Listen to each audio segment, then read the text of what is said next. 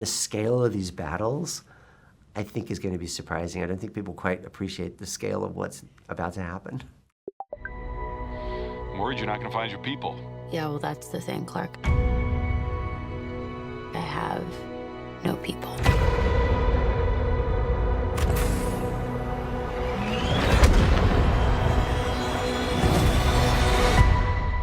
Home is wherever you are, buddy. Hi Craig, I'm Lucy. I'm from Picture House Cinemas. We loved Superman over at Picture House, and so we've been waiting very patiently for Supergirl. And what I loved about this film is that you've really been given the space, literally, to sort of carve out your own place, but in a way that feels very complimentary and like a really great continuation of what James is doing. So I wanted to start by just hearing kind of where in the timeline does this come across your desk? What were those conversations like, and how did you feel taking on such an iconic character? Look, I knew about James in the DC world, and I love his work and tone. The idea that I get a chance is so slim. You know, there's so few of these films around. Amazingly, the script turned up on my desk, kind of out of the blue. But it's still going to be good. I was hoping it was going to be good. Anna Nagari had written it based off of Tom King's book. I was 2 scenes in. You've got this intense opening scene, and then this introduction into Millie, which goes through all the notes with her. Like, she's drinking, she's a mess, she's like forlorn, lonely, she's got her best friend Crypto with her, she's reckless in this bar fight, she's dancing. It's like everything was happening in this opening scene. And that juxtaposition between those 2 scenes, I was like, oh, I'm so in on this film. I have to do it. But I also have learned over the years, it's like you've got to have a very strong point of view of what you're doing. Like, it can turn into a mess very quickly. I was like, hang on, what movie are we making? So I put together 120 images. And I went and met, and I was pitching the film. They were still deciding on the director. And I met with Peter and James, and I gave them my vision of what this was. I actually specifically stayed away from Tom King's book. I really wanted to go off of the script. There was a grit to the script and a messiness and an edge that I wanted to capture that I felt like I hadn't seen in space movies. So I leaned into that. I leaned into the idea that I didn't want to see her in the superhero outfit for as long as possible until she was emotionally ready for it. Speaking in Krypton, like a bunch of different things. Oh my God, it's like the world-building gift from the gods. I sort of vomited it all out there. Like, that's what I would want to do with this. And on top of that, you know, within that discussion, I said to James, how much do you want this to be within your world? And surprisingly, he was like, not at all. It's like, this is like its own graphic novel. It's like, it's as singular as like that is with its illustrator and writer. We want this to be with filmmakers. So this is your graphic novel. And because it all happens off planet, I kind of had so much freedom. I had to invent this whole world, which is both like intimidating and exhilarating. And you've got, I think, similarly, a very wide-spanning character in Kara. I mean, it's such a natural fit, I think, for you as a director. You, in my mind, are sort of a preeminent voice in badly behaved women, these kind of complicated characters. I'm thinking really particularly of I, Tonya. I think you have this gift of getting us to love someone kind of against all odds. I do love that. It's like, I love that challenge, because I think ultimately there's like being able to identify with the humanity within us. And I love to see people doing bad things and then understanding why. And this is so well baked in there. She can be abrasive, she can be very short with people, surly. She doesn't tolerate fools. But then we get to see her backstory and where she's coming from and where this pain's coming from. And you can't help but root for her. And recognize part of yourself in that as well, and like see her as a fully formed character, and that's always interesting to me. And you need a powerhouse performer for that. So thank God, I think you inherited Millie. She was already attached, wasn't she? But tell me about meeting her, working with her. That was the amazing thing, because to have the script, my pitch on it, but to know that James and Peter had picked Millie. They were swerving left already, you know, because I mean, I don't know whether Millie likes this or not. Inherently, she has this cool sort of punk quality about her. It's in her DNA. It fits so well with this character. She's such an accomplished actor. I mean, I'd seen her work in House of the Dragon. I'd seen the humor she'd done in the television shows in Australia.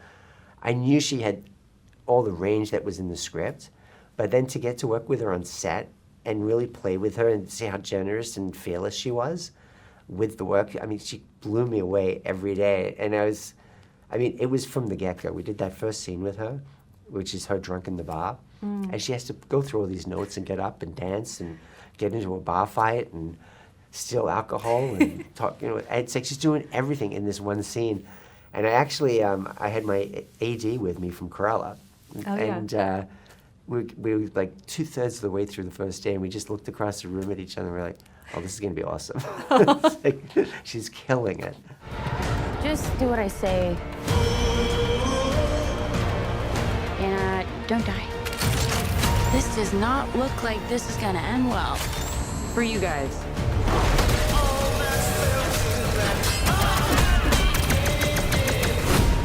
Stop. You're hurting my head.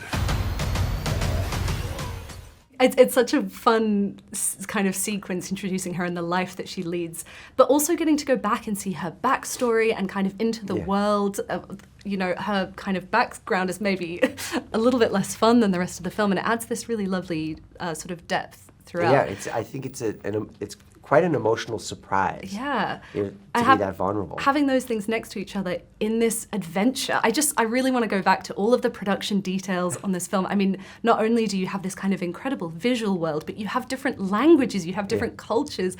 How do you begin to go about a process like that, designing what this world looks and feels and sounds like? It was enormous. I don't think I fully appreciated how exponential it is once you start doing it, because I did sort of cavalier say, oh, let's have everybody speak different languages. And then suddenly there's a linguist designing 5 languages and typefaces for menus. And it's like, it just keeps expounding every billboard. Well, it's this language or this alien. It's like the amount of different aliens on a space bus. And these are my favorite details in science fiction. It reminded me a bit of The Fifth Element in a lot of ways. Yeah, no, Fifth Element is a fabulous film, and it's like, I could see it as a cousin to this. Yeah, you want to see the bus stop. Yeah. I want to see the gas station. Yeah, it's like what they're going through. It's like, the pooping alien, popcorn. It's like all these little details of like, how they're interacting. And I know with one of the actors, like with David, he was so thrilled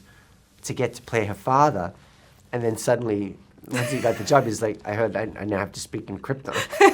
He was like, oh no. And that day, that day with Millie, she had so much to do on this all the time, nonstop, training, working out in the different scenes, and suddenly it's like, oh, this is our Krypton day. You need to do this 4-page scene with your father breaking down and crying in Krypton and in Kryptonian. Action. And she just blew me away. Like, we hadn't really talked about it. It's like she turns up, she's ready to go. And she did this performance that was so heartbreaking and beautiful and nuanced. And you felt like she'd spoken this language her whole life. And I could direct her and she could adjust it. And it was amazing to see just the ability that she has with her craft. Yeah, you're so blessed, I think, with your whole team on this. The cast is incredible, but I wanted to shout out your cinematographer, Rob Hardy, as well. The camera is so mobile in this film. I love that it's really getting in amongst the action. What does that look like when you're shooting those action scenes?